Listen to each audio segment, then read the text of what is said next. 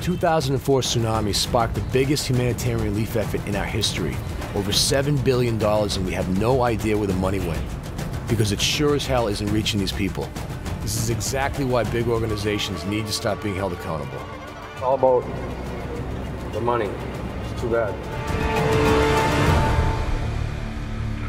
You know, you're talking Columbus Junction, maybe 1,000, 1,500 people, whereas Cedar Rapids, that's, I believe, 250,000 people live in that town. Those people really don't have a place to stay right now.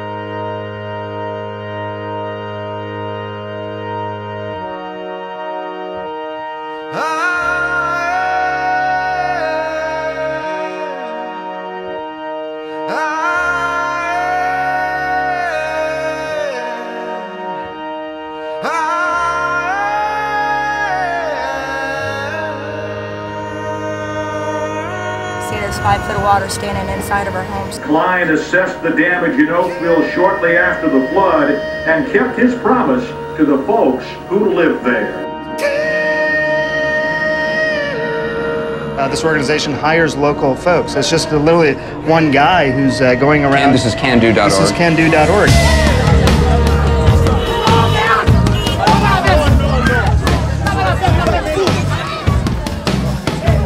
This is where 50 kids sleep, in this room on the cement floor. Cars come in, whatever they need, the supplies are inside, people working the lines fill the cars. We could easily do this. This is a small camp, but you can't control it, then the hell with it. 10 people sleep inside this one tent, and as you can see, we don't have too much.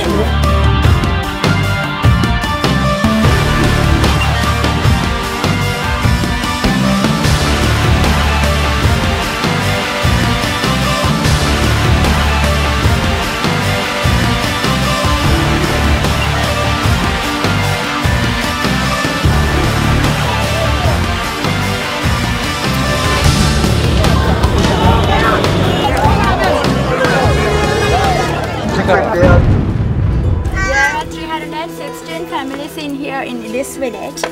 All of them got out of date things. I gave it to you. Is it okay if they I don't like to say Okay, it's okay, we understand. Red Cross. We got an international warehouse full of supplies. And right across the street, we got a village that's got nothing. 2 months later, and they're still sitting on supplies. You're telling me that there's no way that they can't walk across the street to get supplies to these people? There's no excuse. I want people to know what's going on, because it's like you don't see it on the news. It's kind of like going away. You don't see really what's happening. $250, we did 4 drop zones, we did 2 orphanages, 2 communities. We're gonna hit this community again. So where have all the millions gone, and how can you be sure the donation you made is not sitting on this tarmac in Haiti? We have to hold these organizations accountable. There's no wrong in that. Take a look at this. We got 50 starving kids in an orphanage. We drove 3 miles down the street. One of the problems that we see a lot in disasters is full warehouses. Warehouses shouldn't be full during a disaster. How come this stuff hasn't gone out yet? 50 warehouses stocked with food. How much aid, how much food, water has come here? No. Okay. It's the first time they got help here. The first time. All of this money supposedly coming in, or food or water, is it getting where it needs to go? I can tell you firsthand that the aid is definitely not reaching the people. What exactly have you seen vis-a-vis supplies not getting to the people during the time you've spent on the ground in Haiti? This big organization has been around for over 129 years, some of these organizations. And if they can't get their act together by now on the ground, there's something wrong. And I think the international community should start holding these NGOs accountable. The problem nowadays, nonprofit organizations is big business. You know, there's so much red tape and politics that's slowing down the process and the relief efforts going on right now today. No food, nothing. You are spending a lot of money over me. That's all right, What man. is the meaning of this? Because you need some shoes. Those gonna fit you? And we watch the millions of dollars that poured in from around the world daily. And this is Leanne Stewart's house. She was told this week by FEMA that her house was habitable. And so she's not getting any kind of aid or any kind of help because they're telling her that she can move back in her house. And months later, I'm watching people in Sri Lanka and Indonesia, and they're fighting over coconuts. And my question then, and still is, at the end of the day, where the hell is the results? Regular wood from a tree just to cook something to eat. I just hope something gets done here. What are they waiting for? I mean, can you tell me what they're waiting for? I mean, right, no one can know. Either no one wants to say, is what it sounds like. Excuse my language, but it's bullshit. People have been waiting over 5 weeks for water. Water! These people here knows what they want, but they can't get it. I am sick to my stomach walking through here and seeing this stuff. You know, and just 2 days ago, we're watching people dying in front of us because they're not getting the supplies that are sitting in front of me right now. It's not that difficult to walk out on the street here, flag down a truck, pay the guy $100 and go and pick it up. It really is that easy. There are a lot of organizations out here, grassroots organizations, NGOs, that are doing great work. I don't want to take anything away from anybody. But like I said, for organizations, small organizations like ours, that are on the ground, that have stuck it out, that are rubbing nickels together to pay for our trucks because we don't have the money for PR. You see what I'm saying? So there are people out here that are struggling. We have projects that we've implemented, but we can't execute them because the donations are gone. You know what we're giving those patients for pain medication? Motrin. Motrin. What do you think is the holdup not giving the money? I think that they're all having economic trouble and they want to hold their money as long as possible and they can earn interest on that. We're tired of standing around like this. This is what the government forced us to do and this is how they like us. Chairman Brandon Zazu of the Crow Creek Tribe is held up and that trailer has been there for 5 days in protest of the IRS auctioning off 20% of Crow Creek's land. It doesn't matter. This is about humanity. You know, we're all human beings, for Christ's sakes. Taking up this road to where Brandon is, and we're going to be camping out for the next 2 days. And then we're picking up the ride on the 15th. Eric Klein at the Compassion into Action Network says he's never seen such blatant disregard for human life as what's been happening at Crow Creek. Well, all across the nation, the utilities company, there's policy in place where they cannot take your meter between the months of October and March. You guys do know there's freezing weather coming, right? Well, that don't apply here on the reservation. They come before a blizzard last winter and took over 100 meters. There are 3 children inside this house on a nebulizer. They need this power just so they can breathe. Pipes busted everywhere, you know. Houses froze, kids froze. When was this? This was every winter. Yeah, I do, because I want them to see that their son's actually getting somewhere, not sitting in a warehouse. This is basically the reality of it right now. They're actually amputating people's legs, and they're using Motrin as a painkiller because they have no supplies here. Okay, the supplies are coming in, but they're not getting out. This hospital right now needs supplies, big time. We have trucks gassed up and ready to go to pick up the supplies at the airport right now. The plane has landed, and we can't get any type of confirmation from anybody at the airport. So this is what we're trying to work on right now. We're on our way to the airport right now. We're just going to take the supplies, I guess. There's really no other option.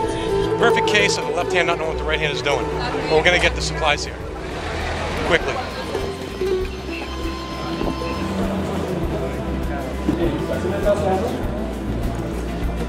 The situation is so appalling. And anybody who does any help, it should get to the local people here, the people who need it, straight to the needy. In their hands. In their hands. Can-Do organization will distribute these items on Saturday to the flood victims. And they say it's not a handout, it's a handout. They've taken my children from a depressed state of mind to there's hope. They don't even know us and they're bringing things in to help us, and it's just amazing. What about that cage right there, Bob? Small cage. These are all the puppies. We got about 40 in here right now. Here's our first load. We're at another location, maybe 3,000 people. We talk about 10,000 gallons today.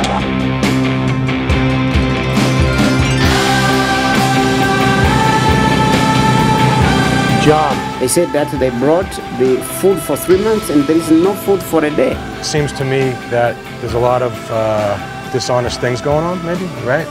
And I just don't want this to be a photo op for an organization that's really not doing what they say they're doing. And that's the evil of these international organizations, cheating the world and also cheating the suffering people. Not 3 months worth of food in this camp. If there is, show me 3 months worth of food. We're gonna stock them up. We're gonna fill this place.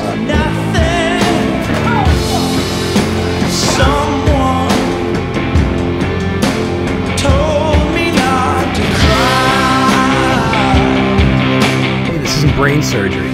Okay, this is just common sense stuff. I don't understand why we gotta keep talking about this red tape. The amount of money people donate, we should be seeing way more results. If the children don't grow up, our bodies get bigger, but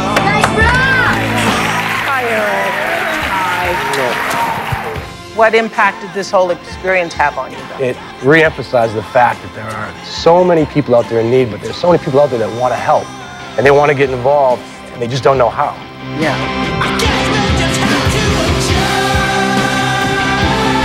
They're going to be working soon. $300. Less than $300 for 3 days of work, and we got 15 homes cleared. From that $15,000, we're able to put 13 families in homes in 2 days.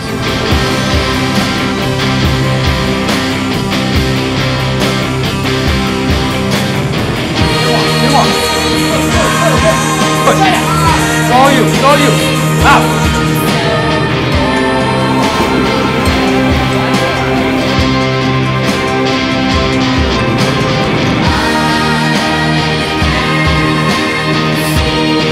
You see the job we're doing? 3 days.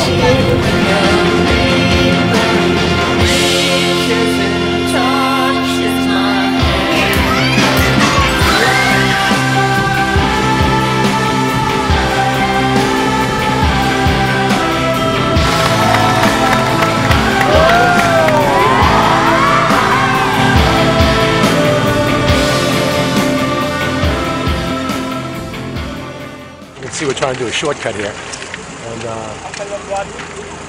we ran into a little trouble.